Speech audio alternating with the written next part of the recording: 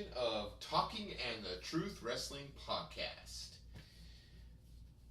I'm your host, Matt, and to my left, one half of the host, Matt, but I'm Lamar.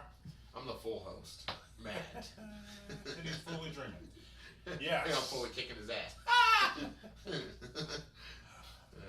Alright, so the reason this is a special podcast, we are talking about the Raw exclusive Extreme Rules, which was not extreme at all. Extreme crap. Why have a pay-per-view Extreme Rules if you aren't even going to be extreme? The only extreme I ever saw in Extreme Rules was Jeff Hardy jumping off the top of the steel cage. Why? Nobody knows, but that's the only extreme I saw.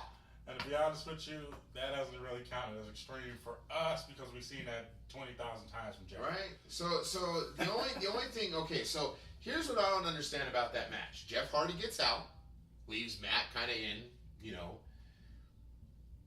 Matt's getting his ass kicked pretty much. Jeff Hardy decides he's going to climb back to the top of the cage and get back in the ring. When did this become okay to do? Because what I understood on a steel cage, you're out. That's it. You can't come back in. Yeah. And then I don't get it.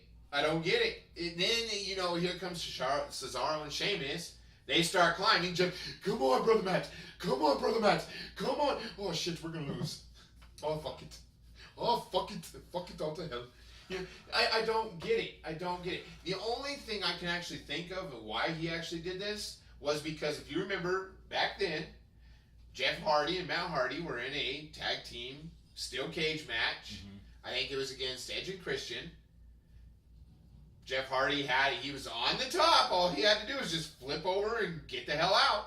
He decided that he was going to do a fucking flip. Yeah, swan time. And they moved and he hit the table and they got out and won. So I'm thinking it was a redemption thing. That's the only thing I'm thinking. But let's get into it. All right. Hey, all right, so first question of Extreme Rules, which...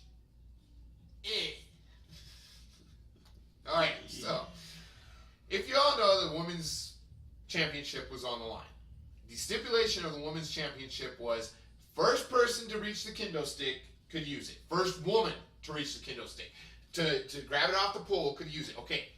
So when I hear that I grab it, you can't have it because I'm the one that grabbed it, I'm the only one that can use it. Okay. So here's the question. Why make the women's match stipulation with first woman to reach the kendo stick gets to use it if any of them can use it? So any woman, as soon as Bayley grabbed that kendo stick, if Alexa Bliss came over, hit her, grab the kendo stick, guess what? She gets to use it. Which is kind of stupid. Yeah. Why make a stipulation of where you're going to sit there and be like, first woman that grabs this can use this, but if you drop it, she can use it too? Why didn't you just make it first woman that gets up to the pole, grabs the kendo stick, can try to beat the shit out of the other one? Okay. Instead of doing, the first woman that grabs it can use it. Why even do it that way? Why not just have it a kendo stick match? I don't understand why the hell you would make a stipulation of first woman that grabs it can use it, but then the other woman can steal it from you and use it against you. That's stupid. That's the dumbest thing. You should have rethought that one before you put it that way.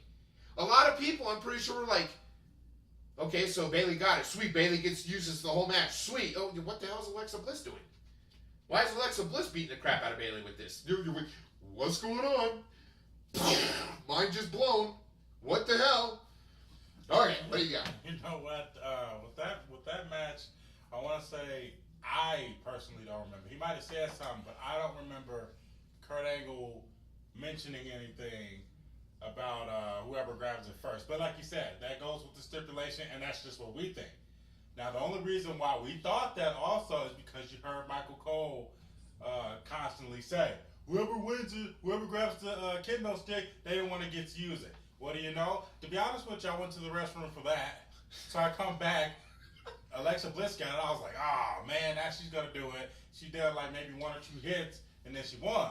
Right. So when I found out Bailey had it, and then they showed the replay, because that's when I knew, and I was like, wait a minute, Bailey got it? Oh, she was a little bit too hesitant. Oh, well, Bailey, I'm sorry, hugger, but that was your fault.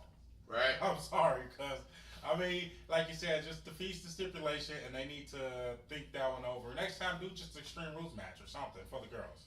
We'll figure out something, but yeah, that was kind of horrible in my opinion, you know, how they did that. But, wow, I don't know.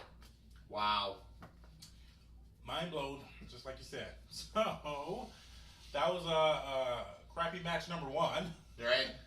Yeah, we got more to come. Wait, there's more. Wait, there's more. As Cena said. Oh, So, wait. the second match, well, it wasn't the second match, but the second question, so to speak. Why did WWE give the Miz another Intercontinental title run? This is number, I believe he's on 7. He's on 6. 6? I thought. I could have sworn you heard 7. 6 or 7. We'll just do it like that, because I mean, I don't personally give a damn how many, but I give a damn as far as why. Miz, let me just tell you this, because let me just say something about heel. If we hate you and we want to throw shit at the TV or turn off the TV, you're doing a great job as a heel. But, okay, I've seen Miz on the mic. He's good.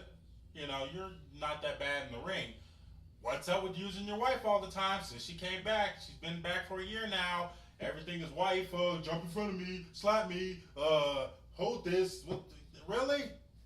Win the match by your damn self. So, the only thing I'm thinking of why they gave him the belt, well, it was kind of bittersweet because, one, I didn't like Ambrose as champion.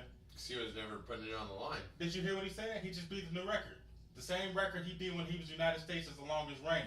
I'm not, because he didn't defend it. Right. Not saying that the Miz will defend it, because if he does defend it, he's going to cheat. But I'm only looking at it as when John Cena comes back at 4th of July there, that's the only belt he hasn't won, and their feud isn't over. You know, it kind of like went off in the dusk after, you know, he got engaged. So bring that back, but put something more different on the line. What do you say? So I don't know why WWE gave Miz another run at the Intercom. I mean, I don't know if it's to beat the, you know, how many times you've held it. I don't know. I'm not happy with it. Granted, I'm not happy with Dean Ambrose holding the belt either. I want to see somebody that's going to defend the belt. That's what I want. I want to see somebody that's going to defend this belt. I want to see somebody that's going to defend the Universal belt, the Intercontinental, the U.S. title, the tag team, the women. I don't want to see somebody that's going to come in and be like, I held the belt. Oh, I'm not going to defend it, though. Why even hold the belt then? I mean, why? What's the point of holding the belt if you're just going to hold it? I held this for shit since WrestleMania 32. I've held it. He never defended it once. Now you know how we feel, Brock. But you know what? That goes back to the last podcast you said, where why does Lana get a title shot at nowhere? But I have to give Naomi props because she basically pulled a John Cena. Okay, well, you want a shot at me? I'll even put my belt on the line, even if it's storyline or not. But I mean, at least she's willing to defend her title. That's what she's supposed to do. You're not supposed to just, hey, Heyman, shine that up for me and go give me some chips while you're at it. Like, I wonder if I could call Paul Heyman and have him shine my belt for me. Something. I don't know. I don't know. This is horrible, man. Why even have belts if you aren't going to have your people defend them? WWE, just get rid of the belts then. Right? Or you're giving them to the same people. It's either not defending them or giving it to the same old right? People. Stop giving them to the same people. Yeah, I don't want to see The Miz because it's every single time The Miz holds the belt, it's, oh, we're continuing the tour of the Miz Intercontinental. Tour of what? Tour of you have to travel? That's not a fucking tour, man. Tour of his wife is helping him along the way. Miz, so here's what I got for you, Miz. You say you're an A-lister? Then go be an A-lister. Get the hell out of wrestling. Go be on movies. All right. What he said.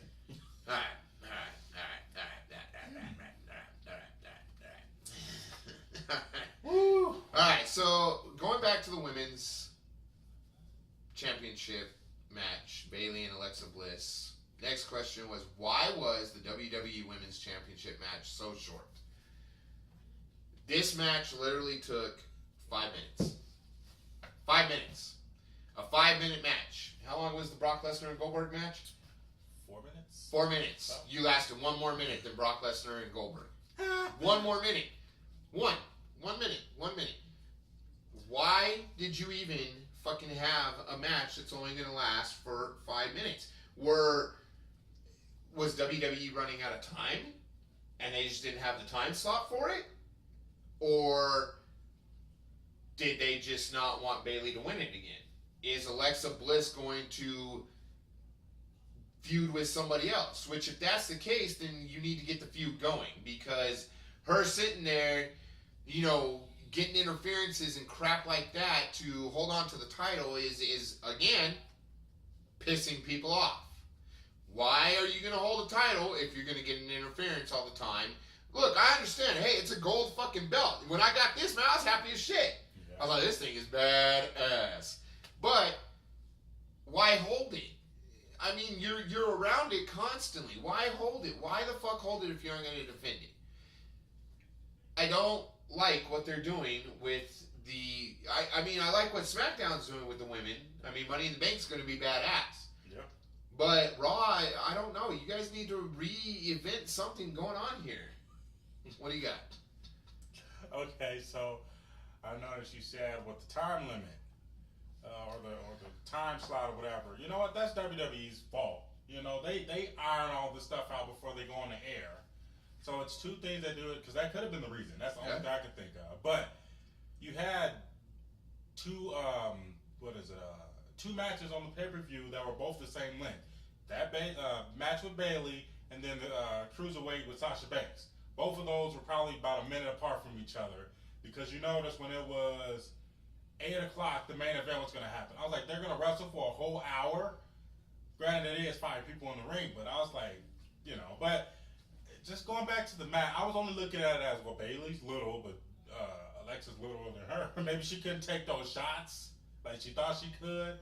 Maybe. But, yeah, that I don't know. Maybe certain rules needs to only be for certain people that can handle it. Nia Jackson, that type of match, that'd be different. But yeah, they know all about the time slots and how long they should do stuff, and that goes back to when you have matches and they're like rolling around for 10 whole minutes. Right. I'm like, slam somebody. Oh, we're wasting time until they tell us otherwise. Well, so here's what so why don't you do this, WWE? Instead of having matches before, like on the pre-show, why don't you just start the pay-per-view? Then you have the pre-show, the matches that the time we're going to take up, and you can go. The funny thing is like when we came home, because I had to watch Extreme Rules a little late. Yep. When we came home, I was like, what the fuck's going on? When I turned it on the WWE Network, and, I said, start it was 11 o'clock, dude. And I kid you not, it looked like the fucking, WWE was going all the way up until 11 o'clock. So it seems like they're only doing the pre-show so they can do the have people come in and do all the talking. Whatever. You know what I'm saying? You guys can open up the door. That's what we found out at Mania last year. You know how long we were standing out in the hot sun in Texas for them to open up the doors? And they started the damn pre-show before we got to our seats. They need that stuff needs to stop. We paid our money. We're not even sitting down and they're starting the show. What? Matter of fact, we missed 2 of the pre-show. We missed both of them damn near. We're walking all over the fucking place. Upstairs, downstairs, over here. I don't know where it's at. Where are you going? You guys need to get some people that know what the fucking venue is. We are fucking lost out of our corner, man. Where the hell are we going? We're missing the show. Oh, just follow this all the way around. Okay, it goes all the way around. When the hell did that happen? We missed the show. We traveled 9 hours to get there, and we're missing the show that we paid money for. Right. Get it together, WWE. Right. All right. Next question.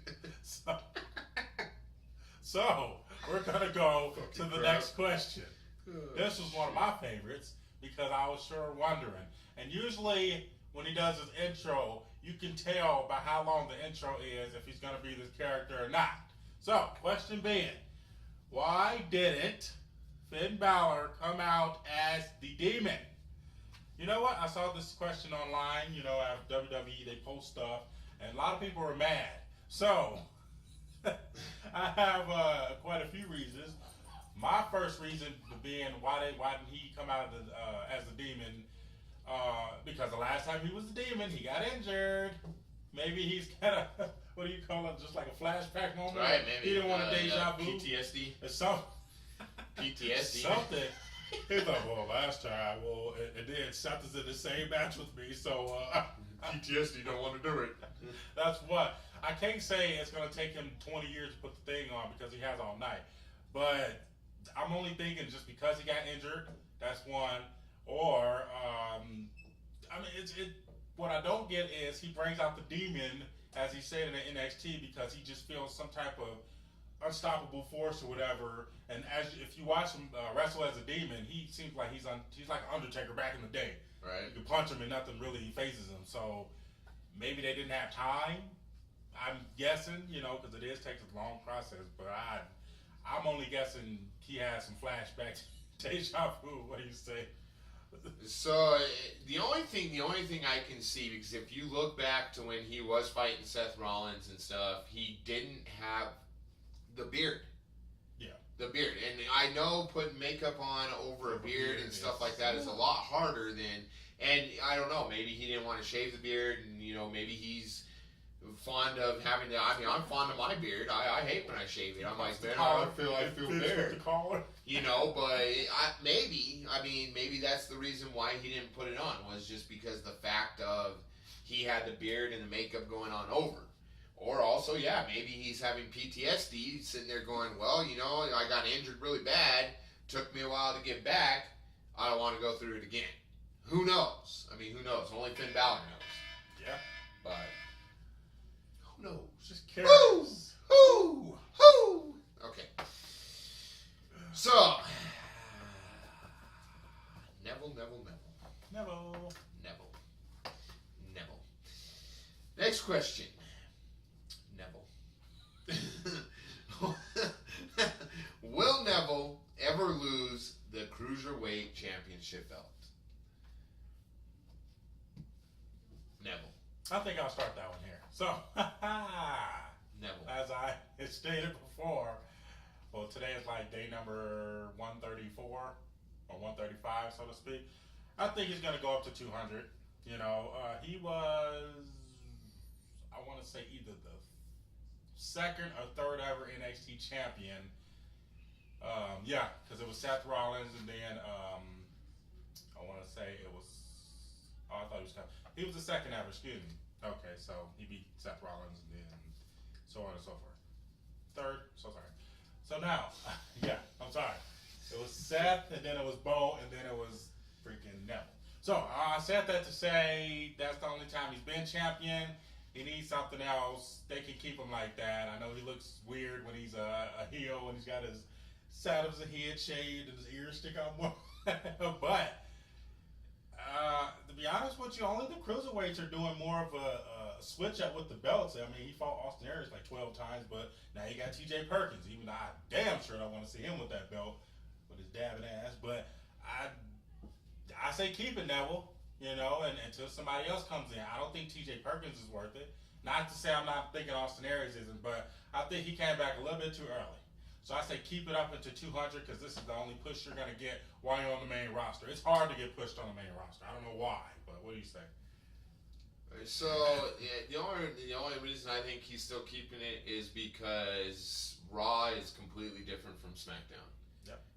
Completely different. Raw does not like changing hands for titles. Does not. Look how long Charlotte held the friggin' women's. They don't like changing hands. I think they see something in the wrestlers that have the belt and they want to keep it, which you're losing ratings because of it. A lot of people don't want to see Neville with the belt. But then again, a lot of people do. At the same time, you gotta go with what the fans want. Because a lot of people were pretty upset that Austin Aries didn't win the belt. Yeah. You know, and I mean that's the whole thing. You gotta go with what the fans want. Stop listening to Vince. Even though he has last say, but what about what we want? We're Okay, paying well, money. okay, so Vince, you got the last say. Well, guess what? I got the last say. Listen to what the fans say, man. What counts? They're paying money to get their butts in the seats. Anyway. Next. Anywho. Yes. Now, Hardy Boys. Hardys, and Hardys. And they didn't say... I'm so pissed about this match, man. They didn't say fucking pissed. that Jeff Hardy did emergency surgery, but he sure grew that tooth out pretty fast. I'm sure it was an emergency surgery, but they mentioned that. Oh yeah, I'm pretty sure when Sheamus got a little too fucking They excited. kicked him like a football. I'm gonna kick your face, son of a bitch. So, question being, will the Hardy Boys be able to reclaim those tag team titles? Let's let you start off with that. I'm pissed about this match, man. This match was just, it was crap. I mean, I was happy that the Hardys, tried to take it to the extreme, but I don't know. Do you remember the old steel cage matches where they had like holes in the cages for them to step and shit? Yeah. They took those completely out. They already WWE, stop ruining good matches, man. Steel cage matches, you're supposed to bleed in those. Yeah. You're supposed to. Let me run your face across the damn steel cage, see if you don't bleed. Right. I'm pissed. Do I think the Hardys are going to take the titles back? No, I don't. And I'm not too happy about it because I think the Hardys are a great tag team. Yeah. Better than Sheamus and Cesaro. Why the hell did you give it to them? But whatever. I think, seriously, I don't know. I'm pretty pissed because I think Matt is going to turn against Jeff and, they're going to break up the Hardys, which is bullshit. Yep. What do you got? I mean, pretty much the same thing. I'm just, for storyline purposes, they're not going to give it back to the Hardys. I just looked at it as Vince saying, you'd be happy I gave the Hardys something since I didn't do the Dudleys. But they're not going to reclaim it. And I think WWE is more focused on putting people as tag teams that shouldn't be versus putting people that should be in the tag team. I mean, that was a whole thing so they can get into the tournament and see who's going to fight the New Day. And now they're just buddy. No, both Cesaro and Sheamus, they have their own individual talents. They don't need to be in no tag team. It's all right, but I like them both as solo competitors. And the fact that they beat the Hardys, I think that's garbage. These are the Hardys that they live for those belts. So I would love to see them have a rematch, but it's not gonna happen. I mean, Well, they'll get the rematch, but I don't think they'll win the belts. yeah, I mean, they'll always have their rematch, but I don't think they'll win. since that's what they're known for, is just doing rematches. Oh my goodness. Is that your question or what? That was mine. No, was it? We're with it today. Yes, we're there. Right? Okay, so next question. This one's for the Tntt fans. What did you guys think about Extreme Rules? We can tell you what we thought about Extreme Rules. So you know how Sheamus and Cesaro come out like this? Well, I'm going to do it a little bit more. It sucked. I can't, I don't understand. Why the hell are you going to... And we're just going to do 2 minutes just to talk about this whole event. Why are you going to have something called Extreme Rules but not go extreme with it? Do you think a kendo stick in a steel cage match is Extreme Rules? Because if you think a kendo stick in a steel cage match is Extreme Rules, what happened to the tables, ladders, and chairs, ladder matches, cage matches, Hell in a Cell matches? What happened to all those in Extreme Rules? That's Extreme Rules. That's what we miss. Don't do this crap. Jeff, climb up to the top of the cage and flip off. That's your extreme. The crowd's gonna go crazy. No. Crowd was actually No. pissed. Right? The crowd was pissed. Why the fuck are you climbing back up? I was pissed. I was like, what the hell is he doing? Right. What the fuck are you doing? What are you doing? What he should... So, since he was already out, what he should have done is just thrown Matt out. Get over here, broken man. Come here. There. What do you got? So, oh man, that pay-per-view was a 1, in my opinion. So what I don't like with all these pay-per-views that they gave specific titles to, I can just go back. Look at the Royal Rumble. For these past few years, they've been having people who got eliminated come back in, because you know who did this before? The Miz. Yeah. He got eliminated, he goes back in, he eliminates John Cena, and John Cena's out. Yeah, John Why? Cena's like, what the He's fuck? What are you eliminated. talking about? Elimination person can throw out a person that's already in the match. That's stupid. Go back to the Elimination Chamber. They padded that up. I was so pissed because they brought it back after a couple years and it's padded up like a clubhouse with cushion. And I was like, what the hell is that? I didn't even hear nobody scream. I was like, they got it all padded out like it's a clubhouse? Like, what the hell is that? And now you go to Extreme Rules. You got a bunch of crappy rules. I mean, okay, you get disqualified if you do this, or you know, you can't use a chair, you can't use your finisher, you can't do, what kind, it's extreme rules. There should be no rules, or extreme versions of the rules. Light a table on fire. I was watching,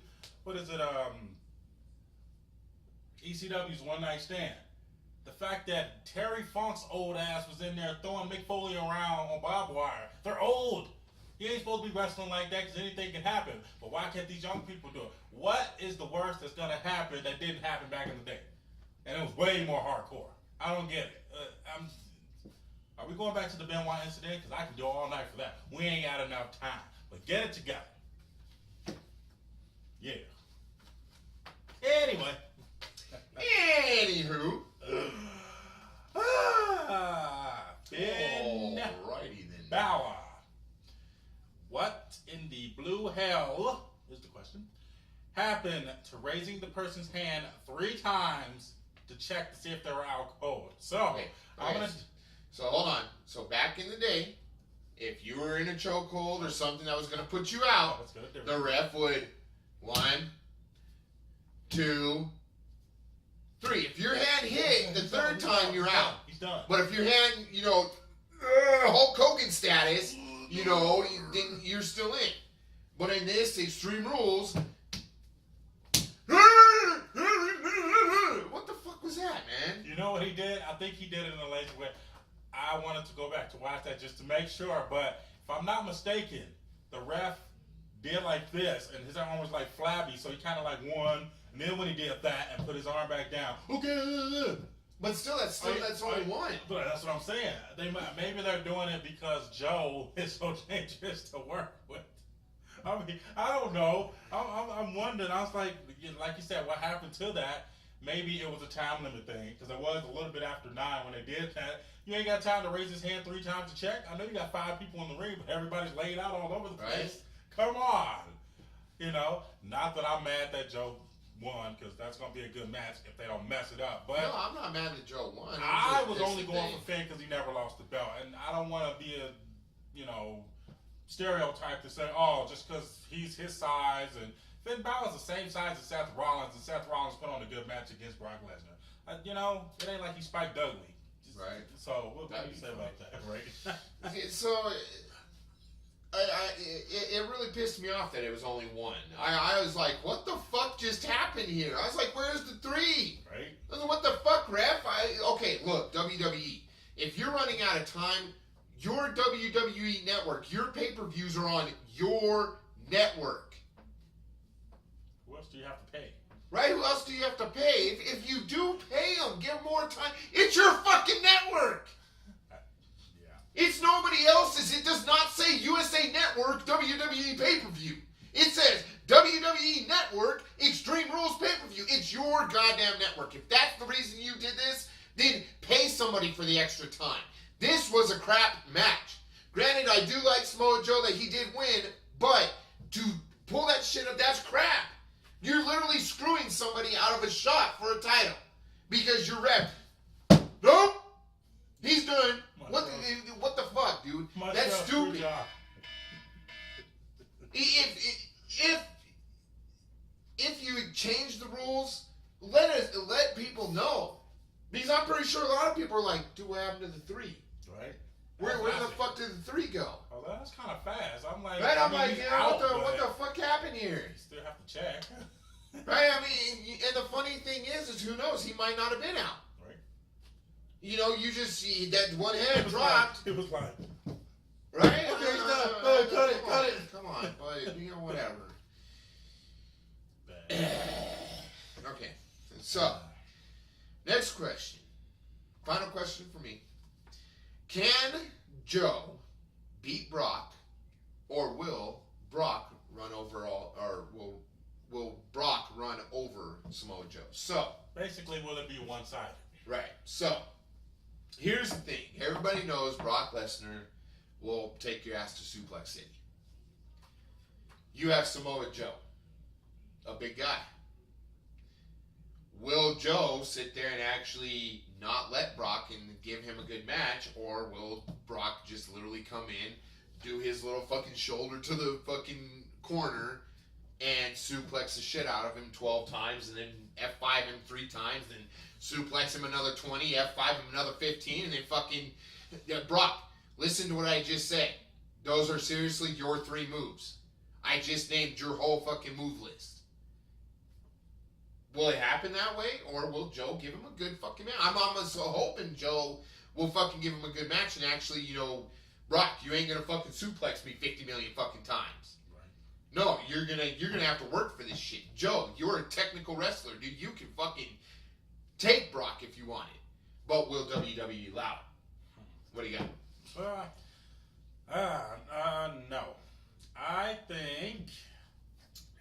Let's just rephrase that. I'm hoping it's going to be Joe Lesnar, back and forth. Okay? I don't know. WWE has a reputation of ruining what could be. So, what makes me think they're going to ruin it is because after he won, they kept announcing, oh, this is a dream match. This is a dream match. We know what you guys do with dream matches. You freaking... Tards. Yeah, you mess them all up. So, this could be a good match if you let it, you know. And I say the only manager I know to this day who's good at actually letting a person whoop somebody's ass is Paul Heyman. He doesn't really get on the apron and no, stop, or pull the ref, maybe like he used to, but that's the thing. He's got confidence that Brock can do it by himself. Right. Why doesn't WWE have that? Why you gotta have help or suplex, whatever? Who cares? But it better be back and forth. I think Joe can take him. It'd probably be back and forth if it was Finn, but one-sided if it was Finn, but it might be back and forth better if it was Joe. We'll see, man. Great Balls of Fire is coming up. Great Balls of Penis. Sorry. Whew, okay. Yeah. All right, had to. So, my last question: why? Why does every match on a pay-per-view in WWE have to show how it got there? So basically what the question is saying, all right, coming up next, we have Bayley versus Alexa Bliss. Okay, well, we're getting ready for that. Let's show you how it all came about. You know what? I'll just say this. I'm fine with it. But what they do, this is what the pre-show is for. You notice when you watch the pre-show and they're doing the whole panelist thing, they go over all the feuds before the show starts. I know you guys are on a time limit or whatever. Okay. We don't care how it went. We know how it went. You just showed it on the damn pre-show. A lot of people don't care about the pre-show, but we watched the show well enough. I mean, it's on Hulu. You can download it somewhere. You watch it at a friend's house. But we don't care how it went. And then it's 3 things. They show it on the pre-show. They show it before the match, and they mention it in their commentary. Oh, that's the same thing she did to Bayley 3 weeks ago. Oh, you just showed that. Why you gotta announce it again? It's double dipping or repeating yourself, whatever. It's irritating, and I hate it because you guys are doing it because you gotta pass the time or what have you. You ain't gotta go way back from January all up until now. We don't give a crap. Just show the match. That match would have been longer if they didn't do that. Yeah.